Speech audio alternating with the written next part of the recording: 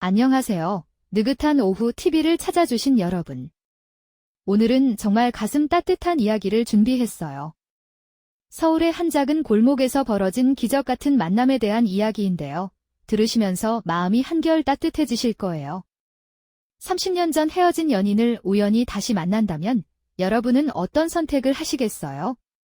오늘은 그런 기적 같은 이야기를 들려드릴게요. 어느 평범한 오후 2시, 점심시간이 지나 한산해진 서울의 작은 골목길에 검은색 벤츠 한 대가 천천히 들어섰어요.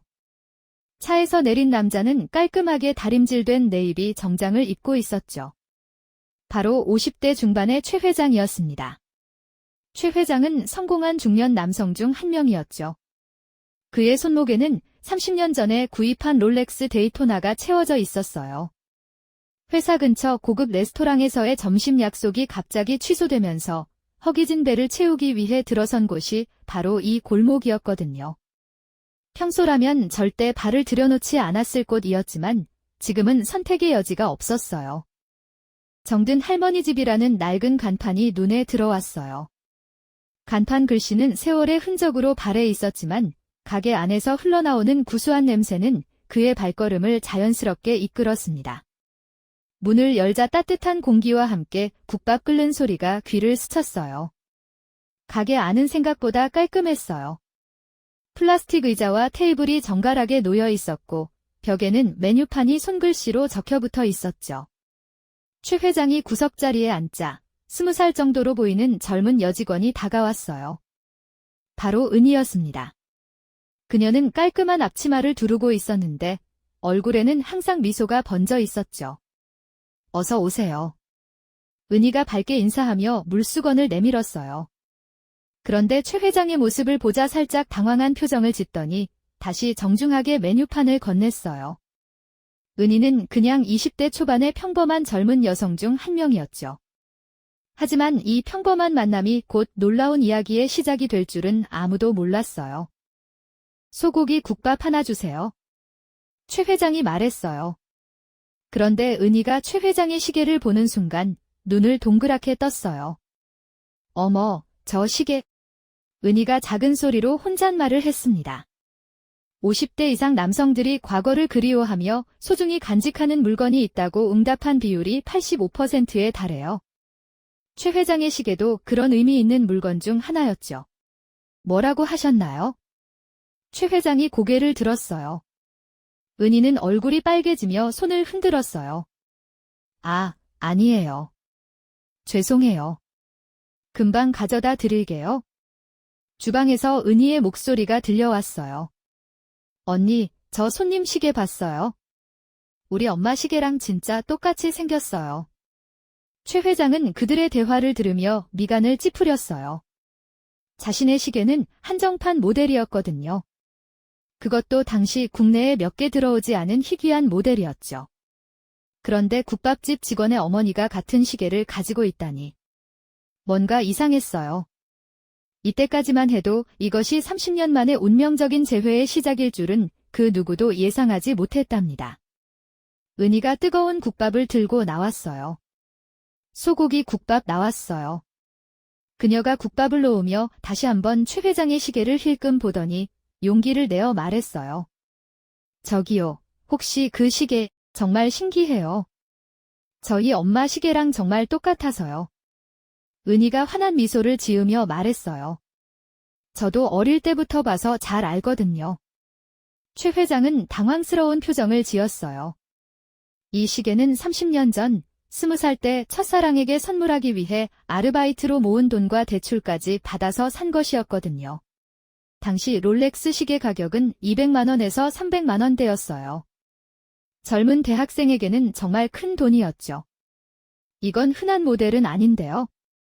최 회장이 조심스럽게 말했어요. 그래요. 그럼 더 신기하네요. 은희가 순진하게 대답했어요. 저희 엄마가 진짜 소중하게 보관하고 계시거든요. 항상 서랍 깊숙이 넣어두시면서 가끔씩만 꺼내보세요. 최 회장의 심장이 빠르게 뛰기 시작했어요. 서랍 깊숙이 소중하게 보관한다는 말, 그리고 똑같은 시계라는 말이 그의 머릿속에서 맴돌았어요. 어머님이 언제부터 가지고 계셨나요? 최 회장이 떨리는 목소리로 물었어요. 제가 어릴 때부터 봤으니까 한 20년은 넘었을 것 같아요. 아니, 더 오래됐을 수도 있고요. 최 회장은 시계를 손목에서 잠시 풀어 테이블 위에 올려놓았어요. 시계의 뒷면을 보니 작은 글씨로 새겨진 문구가 보였어요. 포에버 0이라는 영문이었죠. 그 글씨를 보는 순간 30년 전 그날이 선명하게 떠올랐어요. 미영아, 우리 언제까지나 젊게 살자. 이 시계처럼 시간이 멈춰버렸으면 좋겠어. 당시 20살이었던 자신이 첫사랑에게 했던 말이었어요. 혹시 어머님 성함이 어떻게 되시나요? 최 회장이 떨리는 목소리로 물었어요. 은희는 갑작스러운 질문에 잠시 당황했어요. 저희 엄마요? 왜 갑자기? 그냥 시계 얘기를 하다 보니 궁금해서요. 저희 엄마는 정미영이에요. 근데 왜요? 은희가 고개를 갸웃하며 물었죠. 최 회장의 얼굴이 순간 하얗게 변했어요. 정미영. 30년 전 자신의 첫사랑의 이름이었어요. 미영이는 가정 형편상 대학 진학을 포기하고 일터로 나섰었죠. 혹시 어머님 나이가 어떻게 되시죠? 최 회장이 다시 물었어요. 50살이세요. 근데 정말 왜 그러세요? 표정이 안 좋아 보이는데. 은희가 걱정스럽게 바라봤어요. 자신과 2살 차이, 최 회장은 더 이상 우연의 일치라고 생각할 수 없었어요. 모든 퍼즐 조각이 맞아떨어지고 있었거든요. 30년 전 헤어진 연인들이 우연히 재회하는 경우가 의외로 많다고 해요. 특히 서울처럼 인구 밀도가 높은 도시에서는 더욱 그렇다고 하죠. 최 회장은 계산서를 달라고 하며 자리에서 일어났어요. 마음이 너무 복잡해서 더 이상 앉아 있을 수가 없었거든요. 가게 밖으로 나온 그는 깊은 숨을 들이마셨어요. 그 이름을 다시 듣게 될 줄은 꿈에도 몰랐어요.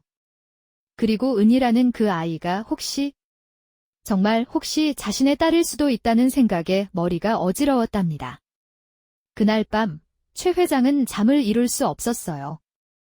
머릿속에는 온통 오늘 만난 은희와 정미영이라는 이름만 맴돌고 있었거든요. 다음 날 아침, 그는 비서실장인 박 부장을 불렀어요. 혹시 개인적인 조사를 부탁할 수 있을까요?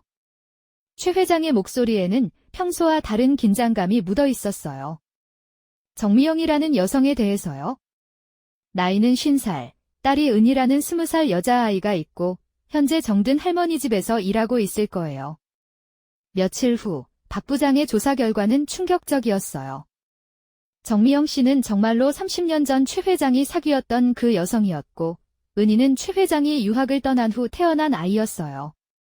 미영이는 20년 동안 혼자서 은희를 키우며 경제적으로 어려운 시간을 보냈던 것이죠.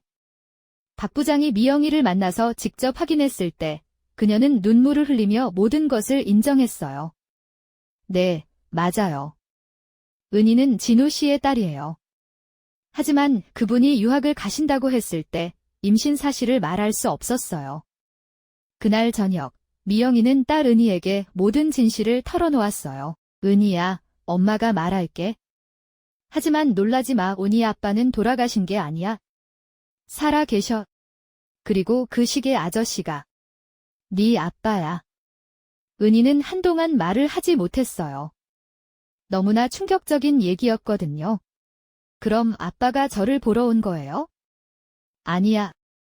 아빠는 네가 자기 딸인 줄 몰랐어. 우연히 시계 때문에 알게 된 거지. 30년 만에 재회 소식을 들은 최 회장은 가슴이 두근거려서 병원에 가야 할 정도였어요.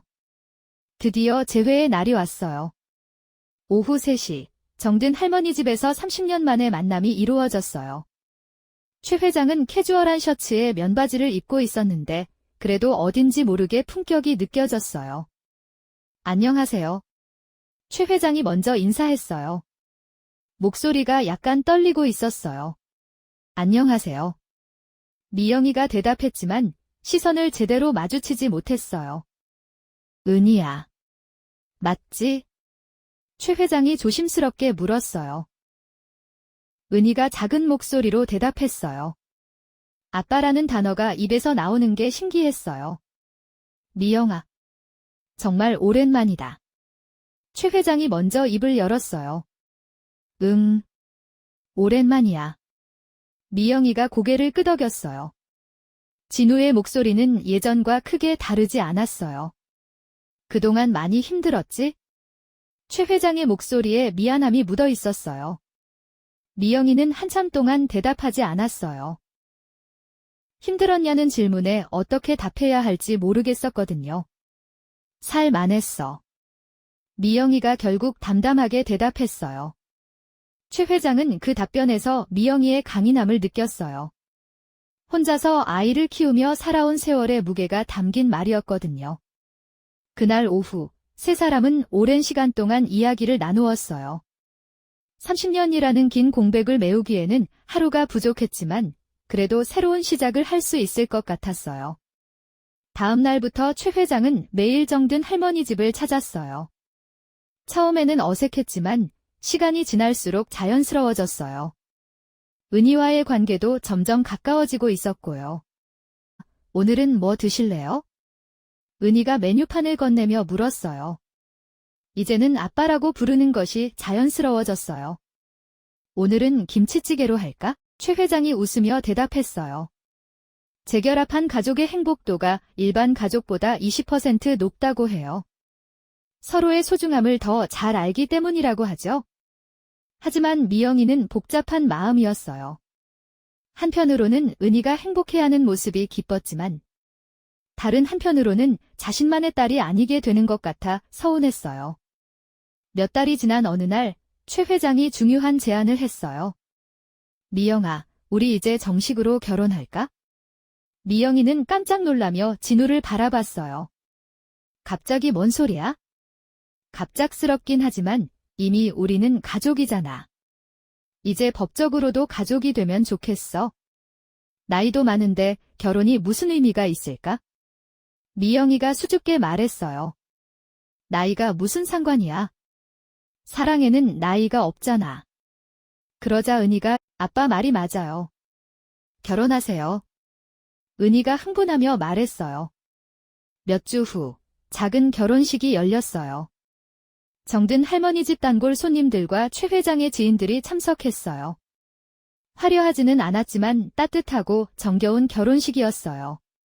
30년의 공백을 뛰어넘어 다시 만난 사랑, 그리고 이제는 영원할 것 같은 행복이 그들을 감싸고 있었어요. 시계는 여전히 똑딱똑딱 시간을 가리키고 있었지만 그들에게는 시간이 중요하지 않았어요. 지금 이 순간이 영원이었으니까요. 어쩌면 인생에서 가장 따뜻한 순간은 가장 늦게 찾아오는지도 모릅니다. 오늘도 우리 곁에 있는 인연들을 소중히 안아주세요. 지금까지 느긋한 오후 TV였습니다. 구독과 좋아요는 당신의 따뜻한 마음을 전하는 방법이에요. 지금까지 시청해주셔서 감사합니다. 우리는 다음 이야기에서 다시 만나요.